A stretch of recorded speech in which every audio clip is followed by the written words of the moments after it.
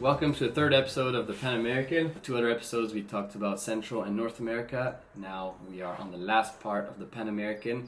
It is now South America, and there's no secrets. South America for us was probably best. It was really amazing. Everything was more isolated, everything was higher in altitude, it was more rough, it was bigger, it was most diverse, it was more exceptional. I mean, everything about South America was intense. And also the Altiplano for us was probably some of the best scenes we've ever seen.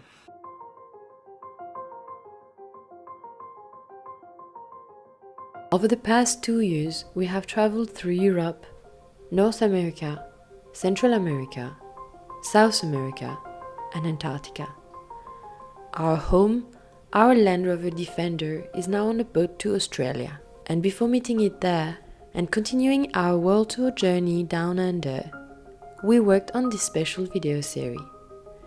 2 years of anecdotes, images, in 3 parts, narrating the best, the worst, the curious, the fantastic, the learnings, the headaches, and the beauty of every single moment of 2 years on the road.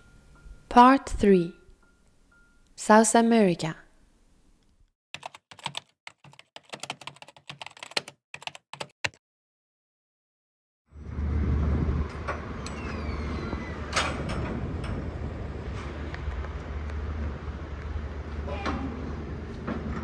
The beast is finally out. So let's dive straight into it. Just arrived in Colombia, in Cartagena. Just arrived with our sailing boat, and we are waiting for the albatross. That's the sound of South America. We're coming. Woo! So our first little challenge is to drive to the northernmost point of Colombia and the entire South American continent. Pretty much straight away we figured it was going to be different. That road that is going all the way north, you're like between the beach and the high mountains. It was still very warm. When you arrive in that peninsula of La Guajira, which is that region all the way north, it's truly a different world. Like the whole like tropical forest disappear, and it's very much a desert that looks a bit like a savanna. Nick had like drawn a road, and it was actually quite tricky to follow that road. We actually got stuck in some muddy salt flats. Yeah, we're not doing this anymore. It is so sticky. And it's actually really heavy. Yeah, it looks like it.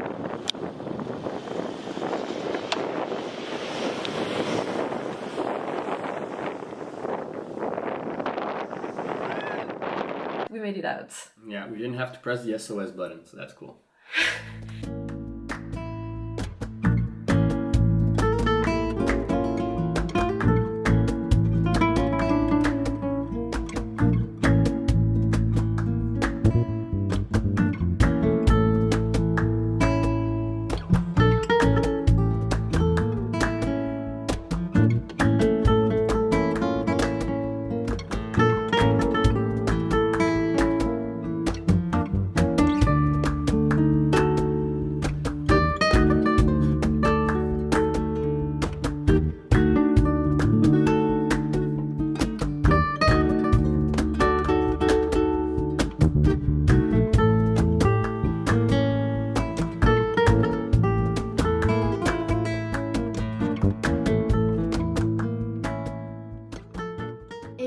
us about 5 hours from the beginning of the tracks, the end of the main road, to the northernmost point where there is a lighthouse called Punta Gallinas.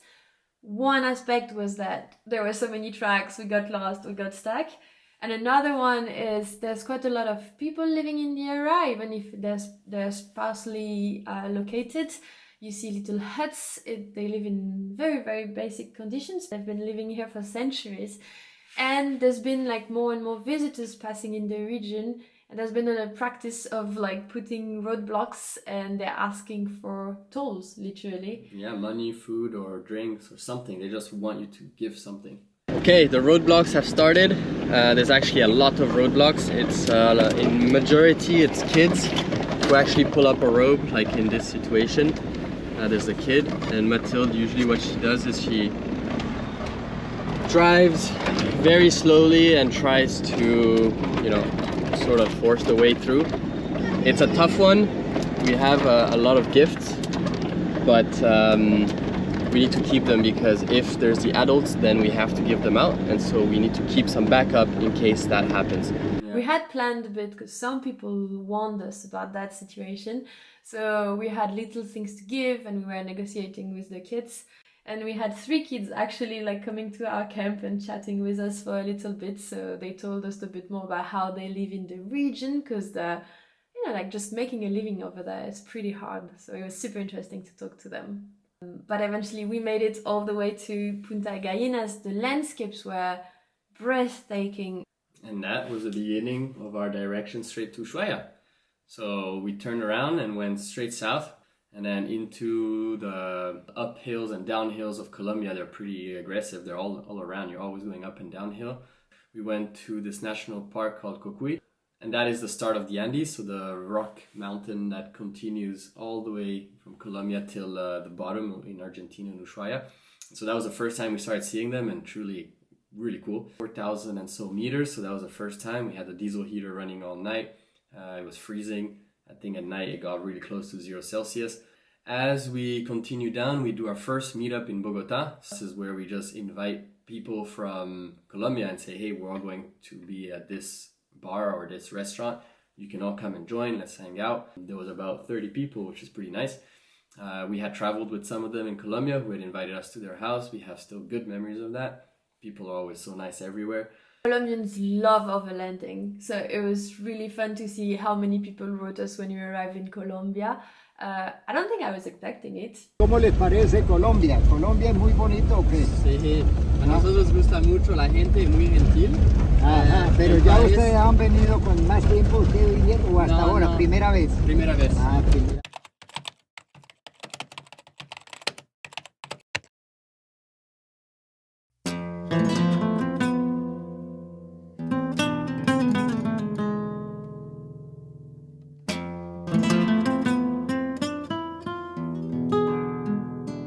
After Bogota, we head downwards, and we're always kind of going by in parallel to the Amazon. And as we get to Ecuador, a lot of big national parks. So we headed down. We ended up meeting with some American friends we had met on the road, Cody and Olivia. They had a beautiful troopy, and we said we would tag along and do Ecuador together. So we spent about 3 weeks doing Ecuador. You guys look like a bunch of explorers, one with binocular, another one with camera, another one with drone. If we don't find this bear, we are ridiculous.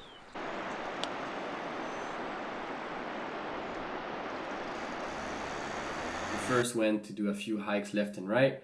We got down to Cotopaxi, the volcano, and there, I mean, the colors were incredible. I mean, it was purple with clouds and a snowy top. It had a very dramatic scene. And the night before we go up the Cotopaxi, we're sleeping technically just in front of it. The sky was clear. It was really cold.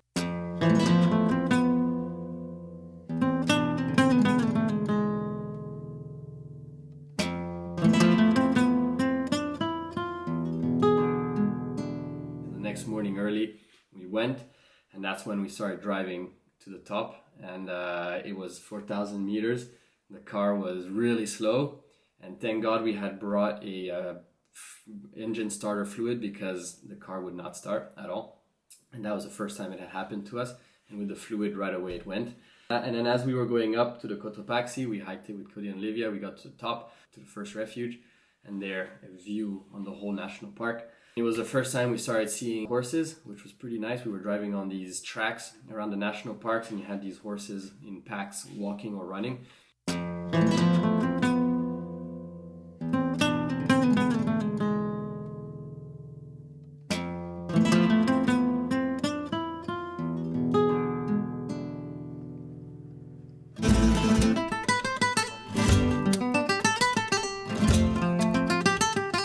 Nice, high five. Woo! All right, round. Nose is good enough. Good job, guys.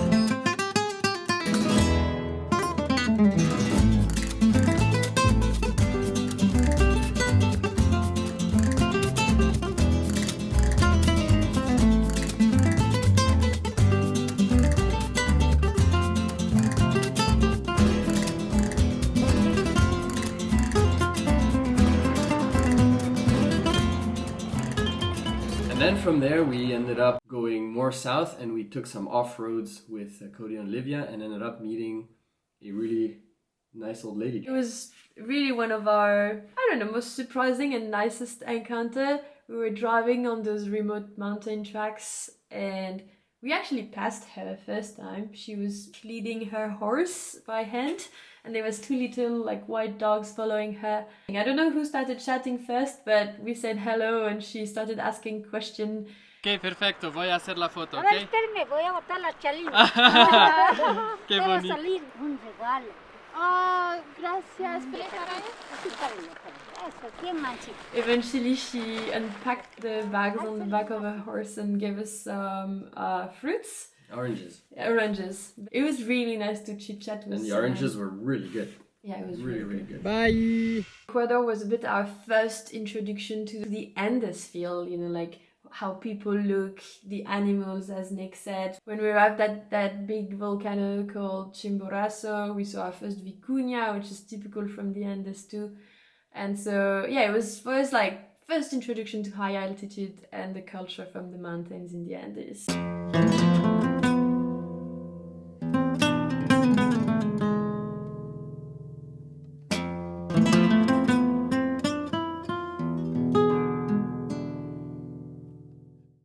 Of surfing, and then off we went to Peru.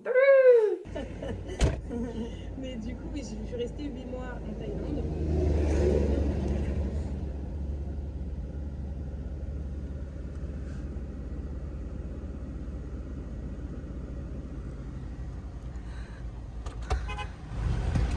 Nick, you just saved a turtle! I did!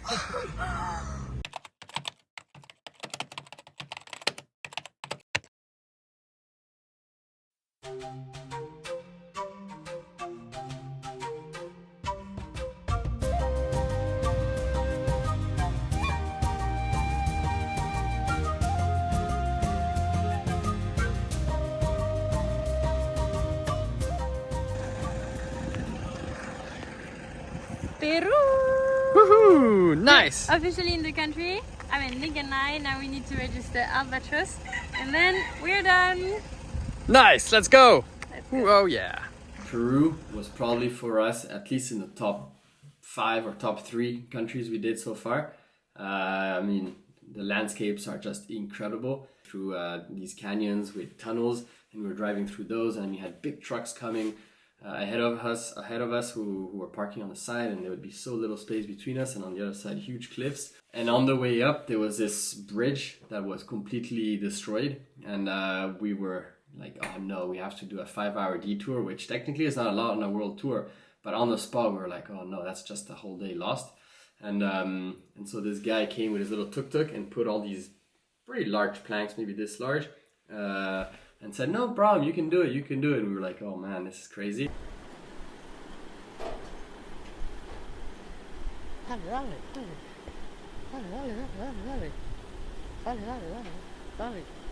Dale! Ya ve! Ok. Un tout petit peu. Tout petit peu par là.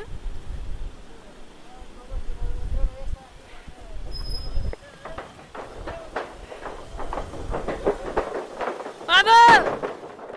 That was stressful. Horribly stressful. It was also Mathilde's birthday on the way up, so we celebrated Mathilde's 30th birthday. Happy birthday to you. I don't think we realized that we started the day, I think, at 500 meters elevation, and we ended up sleeping at 4,500 meters elevation to those crazy blue lagunas in between the mountains. Roads were dramatic. There were tons of curves going left and right, going to the top of the mountain with crazy cliffs, snow all around us, and the hikes. They were all about 20 to 15 kilometers long to try and reach a laguna, and then a dramatic view of everything. We're now at 4.5 kilometers. So far so good, but we definitely feel the altitude on this hike too.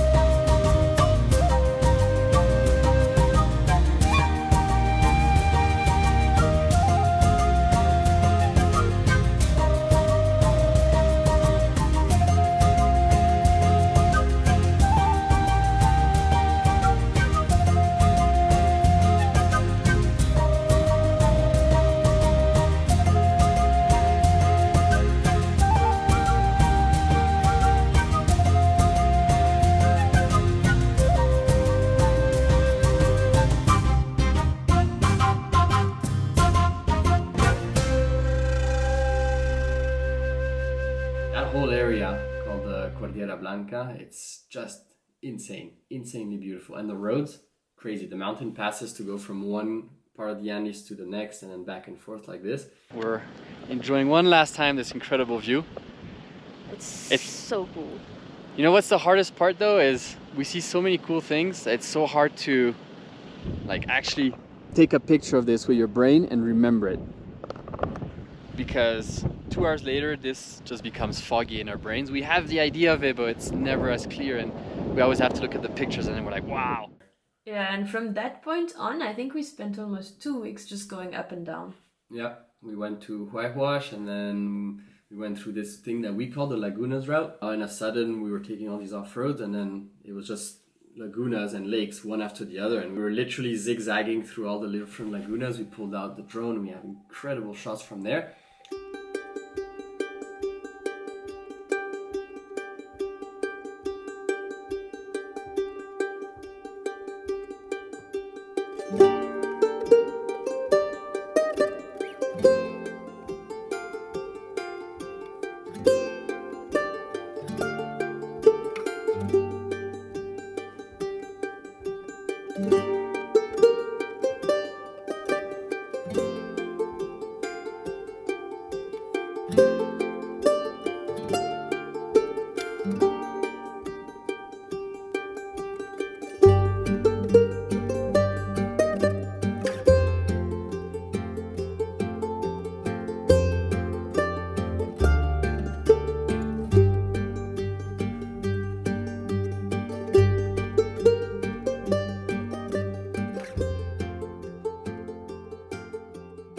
Up on this minefield. Oh, yeah. There's all these cars. We were completely alone. Weird. Then there's all these cars. There's even red and there's traffic lights, and just like this tiny little miners' village.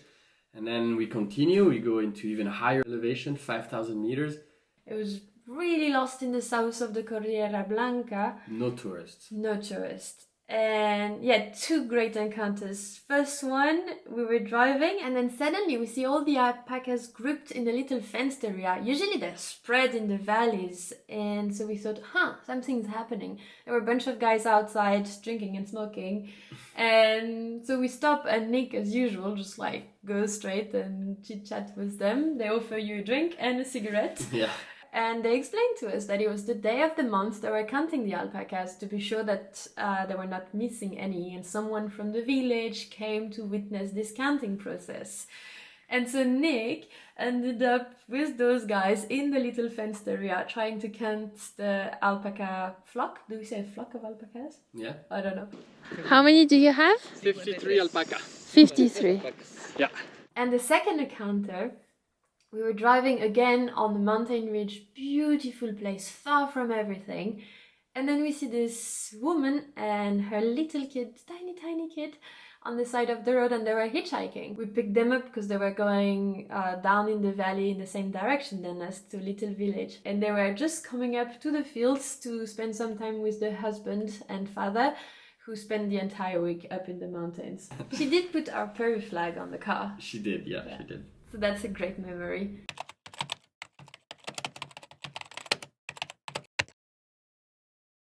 And Jerónimo to stick Bolivia on there. Perfect. Wow, it's awesome. Muchas gracias. Ahí estás en Bolivia ahora. Sí, exacto.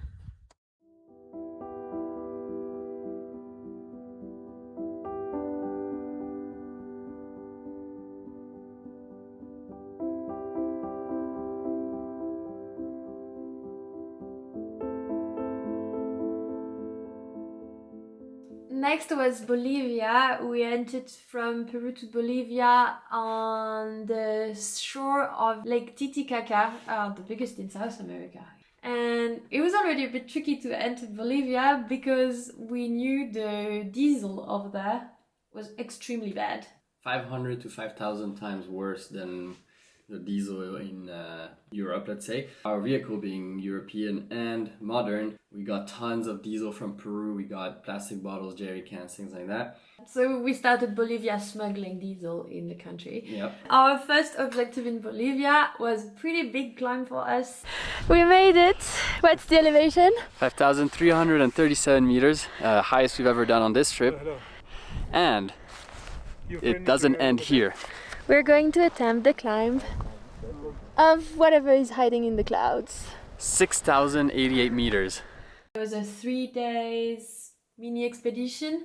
We learned how to climb with Pickaxes and crampons. It was pretty fun for us, and we were happy that we had spent so much time hiking in Peru and at the beginning of Bolivia to get used to elevation, because we made it all the way up of Huayna Potosi, the summit, but it's not the case of everyone in our team. No, 50% were getting sick or were not able to make it to the top out of oxygen. So it's actually pretty tough, and we had to start by night the last day at around 1 in the morning so that we could arrive by 6 and then start running down. So it was actually, but not so physically tiring. It was just more taking tiny steps and being completely out of air and out of energy. We must be proud of it. 6,100 was the first time ever. Boom. We made it to the very top, finally 6,088 meters. So good. It was incredibly hard. It was so hard. Any last words? No. And this is Marcelo. Marcial. So we knew we were heading for the Altiplano at that point, to a place that everyone has seen images of, but seeing it in real was really unbelievable. It's called the Salar of Uyuni. It's giant salt flats, the biggest in the world. What was the feeling arriving there? The first thing I thought about, we shouldn't do it because... I mean, that's true. Because we were like, I was like, well, we're gonna put salt all over the car, and we're gonna, 6 months time from now, the car will be all rusted and rotten, and we'll be changing all the bolts and pieces, and it's gonna cost us tons. But we did it anyways. We went with a very dirty car so that maybe the salt goes on top of the mud, and then when we clean it, it like goes out all at once. Yeah, it was an incredible experience. Plus, I mean, you have to wear glasses because it's burning your eyes. It's only white. It's pure salt. We even tried a little bit, and then driving on the Salar. I mean, you could drive at any speeds you want. There's nothing. There's no. I mean, you can go anywhere you want. So we had a GPS. We knew exactly where we were going, but yeah, it's just one big white salt desert. It's mesmerizing. You enjoying it? I love it. I don't like traffic, so for me it's perfect here. Full speed on the Salar. How fast are you going? Now I'm at 100. So we decided to set camp there. We were looking at the sunsets coming, and boom, in the middle of nowhere, 2 cars showed up. two couples from Switzerland, one we had met in Peru, one we had heard of. We ended up spending the evening together. We decided we would drive the Lagunas route together. He's gonna be on you. On you. I hope the salt really goes off. Happy? Yeah, finally.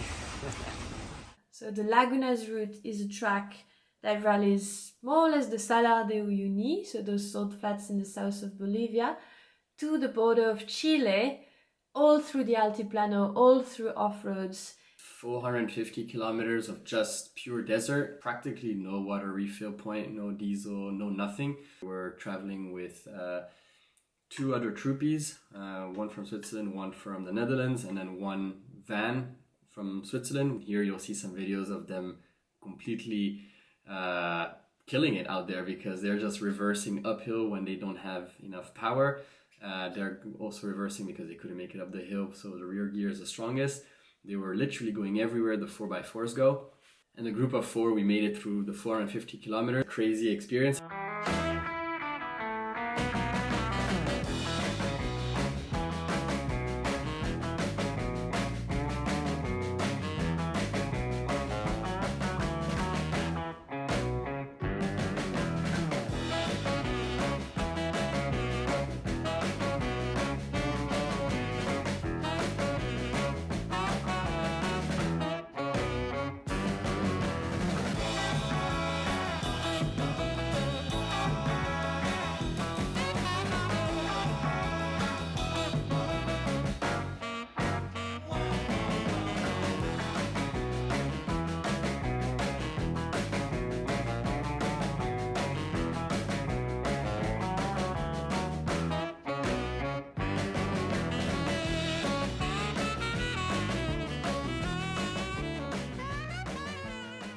And it was also the first time we were so high constantly, freezing.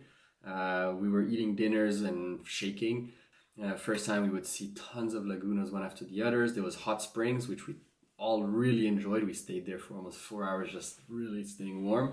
But it was beautiful. We saw a lot of flamingos, and the lagunas there are multicolored. There's a bit of blue, a bit of white, a bit of red, a bit of orange. And so the sunsets there are incredible as well. And honestly, a lot of laughing. And the people with whom we shared the Lagunas route are people today we're really tight with. They really made the routes more special. Like, the landscapes are incredible, the wildlife is fascinating. But it's not an easy life up there. Like, it was windy and dusty. Nick was saying it, we were really cold.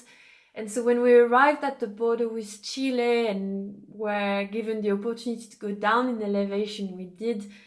And we were really tired. Like, the entire car was full of dust. We were needing a shower, a hot shower.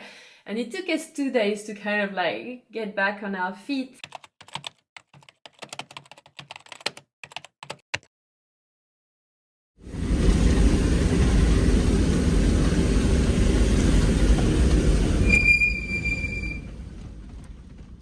And at that point, we were already crossing to the Argentina side, and we had the option of going more south faster, kind of going around the end of the Altiplano and just enjoying the nice Argentinian valleys. So we were really wondering, like, do we keep adventuring up the Altiplano, or do we just like go try the Argentinian wine and food?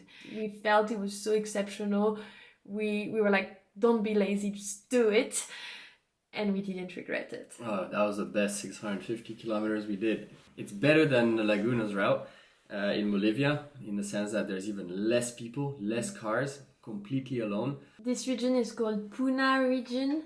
And when people ask us to describe it, we say it's like different planets. But video is worth 1,000 words, so we're just going to put some clips.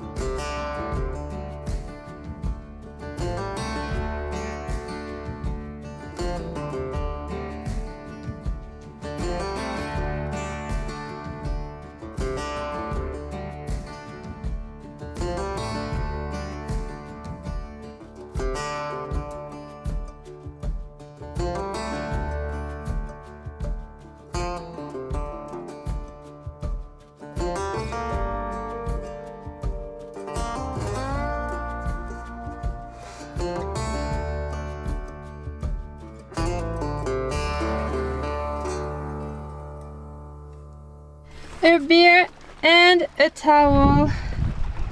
All we need for the perfect evening. Up, towel, beer. Boom!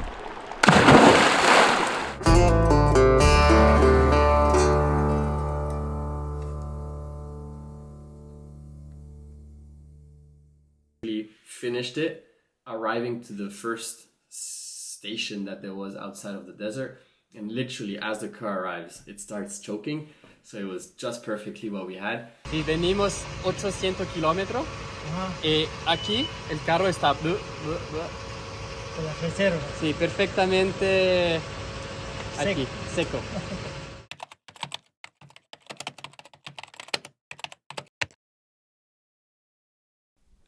At that point, we crossed the border to Chile, and after hanging around the coast, we don't really find anything we're inspired by, so we decided to go back to the mountains, and we arrived just after snowfall, and that really was quite the biggest challenge item in terms of like 4x4 for us to get through the snowy tracks.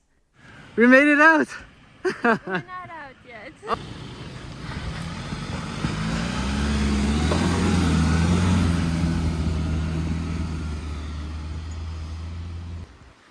Look at this crazy person. We've been here for like 2 hours or 2 hours and a half. Nice! We zigzag between Chile and Argentina all the way until the Bariloche area, which is the Great Lakes. There we meet up with Tom again, which was unexpected and really, really awesome because we hadn't seen him for almost 6 months or more actually. And we end up going fishing for 10 days. But it's just too hard to catch and No, too much current. We're too shit. So we said We're too crap. good weather and fish. We got and bad it's weather. raining and we have no fish. Damn it. Exactly. Coming back from the first session.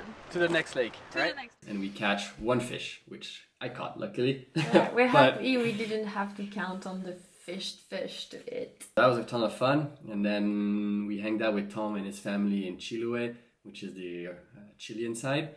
And we kind of waited around in this area for my mother to arrive and my brother. And then after that, we went straight south. So we took the Carretera Austral, which is on the Chilean side, which is really beautiful. It's kind of like fjord looking, meaning that it's got dramatic drops. It's got the water, the sea, and then a lot of mountains with snow. It was fun to do that with Nicola's family also because they rented a 4x4. So it was kind of their first time really overlanding with us. And so they could see how we were living and we could really show them how we organized our trips and they could get a real feel for it. And I think they loved it. Yeah, they loved it. They were using the low range, they were driving off-road, they were cooking themselves, they took showers. Loved crossing rivers. Yeah, loved crossing rivers, outdoor bathrooms, refilling tanks, everything. I mean, everything that has to do with overlanding, they've experienced it and they loved it. So they said they'd do it again, which is awesome. Nice! Submerged and emerged. Very nice. We finished up the Carretera Austral with Nicola's family, and then at that point we were super excited to show them Argentina. We crossed on a super small border crossing, not your typical one. You kind of have to register online before because they can't really register you entirely at the border control. You're really, I don't know, hundreds of kilometers away from the first town, not even a city. And so Nick had heard of a very nice tracks that would be connecting us from that border crossing to some of the major landmarks of Patagonia, and it was not disappointing. And sharing it with Phil and Ale was awesome because as we start, we fuel up in this tiny gas station, and the guy at the gas station says, "Oh no, you'll take 9 hours to do." I think it was only like 80 kilometers, and we were like, "No way, that should take only like 3 hours, 2 hours." And it ended up taking 5 because the road was pretty beat up and very tight, and sometimes the car could have rolled. So anyways, they did really well, Phil and Ali, and we got to the other side, and it was a huge plateau. We arrived really from high, huge plateau of the whole Perito Moreno National Park, not the glacier. Wild horses again on the right, and guanacos on the left, and a few of these little ostriches that they called Nandos. And because it was Christmas time, we drove to the end of the road, parked the cars, packed up all of our little backpacks full of clothes, food, fondue for Christmas, and we had our sleeping bags. And then we walked to the chalet which we had booked, which are completely free, which is completely insane, all managed by the national park. And as we arrived, we set up. Welcome to the national park Perito Moreno. We have just found our refuge called Refuge Huala. And this right here is the inside of the cabin. There are 3 beds up there, 3 beds down there, little table. The idea is tonight we're having fondue. In this little box here we have extra wood, fire that Mathilde started. Now there are a few seats. These seats actually open up. This one has a few cleaning products. We were happy to find such an exceptional place to come with family, because we really felt after that they got the whole package of like Patagonia and South America. After Christmas, it still took us an entire day to drive to the first kind of visited point in Patagonia. We saw the Perito Moreno glacier. We went to hike Fitzroy in El Chalten with your brother. Probably one of the best hikes we've done. Yeah, it was very high up there. Yeah. We celebrated New Year with the family, and we had to kiss them goodbye. It was time for them to drive all the way back where they had rented their car. It was sad, but it was nice to know that they were coming every Christmas so far, and so we were never alone for the end of the year celebrations. From there then we drove south and crossed into Chile again. We did the well-known Torres del Paine. We hiked it, beautiful hike as well. And then after that, it was time to go meet up with some friends of ours. So the Swiss 4x4, Dario and Vanessa that you know now, and Tom with his Defender from New Zealand. We met up all together, we had dinner together, and so we had one good meal together before we started heading straight down to Ushuaia.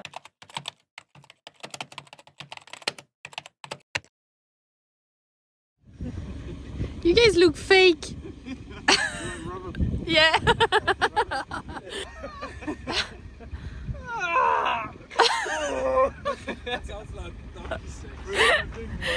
Dario, did you have any comment? What the hell? What the hell? We had to get into a ferry, brings you all the way down to the Terra del Fuego, the Fireland. And we talked about what we wanted to do after getting to Ushuaia, what we wanted to eat, how we wanted to celebrate. And the build-up was just growing and growing and growing. And to get down there, it took us probably 3 days. The second night, we had a fondue all together. We had found a Swiss cheese place, and we bought tons of cheese and made a huge fondue. It was the first time Tom ever had fondue, and of course, the Swiss cooked it. The next day, we found an off-road. It was the deepest water crossing we had done.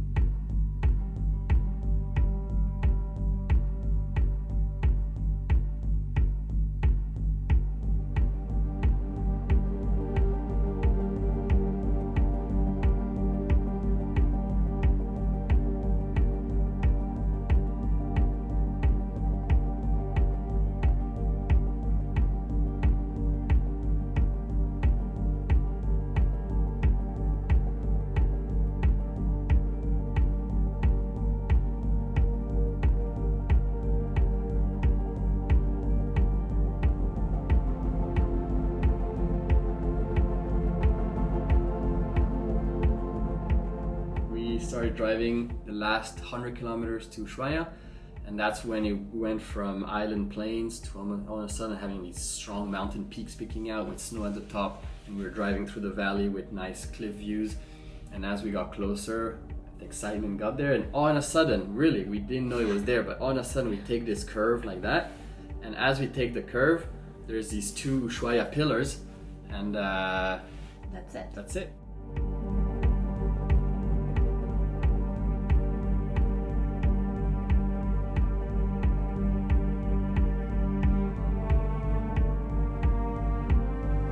It made it extra special to arrive with them too, because they could understand the emotion for us. Like, they also started 2 years ahead in Canada. And we started the trip together. Yeah, we almost started the Panamerican together. Alaska, 17,848 kilometers away, and we probably did it in 40,000, but we had a good time.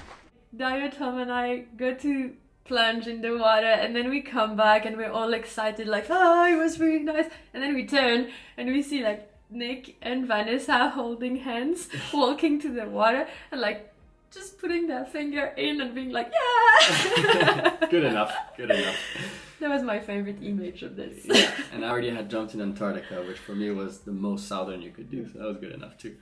As we talk about Antarctica, we would not know where to start to summarize our expedition there, but if you're interested by this exceptional adventure, I mean, nothing else can describe it than exceptional.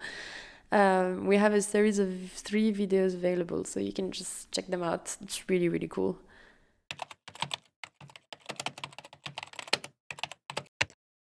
That was the end of a long road. And for us, it was this mixed feeling because we were like, next continent, you know? Yeah, trip is not over. Yes. This is just a part of it. Immediately the brains went on to, okay, now we need to ship to Australia. Yeah, exactly. And that's what we did. We drove 3,000 kilometers north all the way till Buenos Aires with Tom. And then off we went. The cars were put into a container and shipped to Australia. Everything was like boom, boom, boom, boom, boom. Done.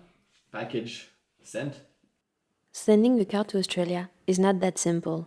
So Boom Boom Boom took us 10 days. 10 days with a toothbrush to make sure the car was impeccable to be loaded into a container direction Australia. Eventually, we made it. God, it's done. And we're sweating. It's really warm. Goodbye, elbow. This is why we're doing this video, because we want to share the biggest moments, the nicest moments, and give you a little bit of that feeling. And obviously, to us, it's important. I can't let you go, baby. I just want to tell you that. No, no, no, no. Yeah. All of my friends say, girl, You can relive the entire adventure in more detail with the 100 videos we've done over those 2 years. And until Australia, Panamerica. Ciao! no, no. 'Cause I love you, baby. I can't let you go, baby. I gotta tell you that home. I've been looking for love so true. When I was down and out, along came you. Though you might be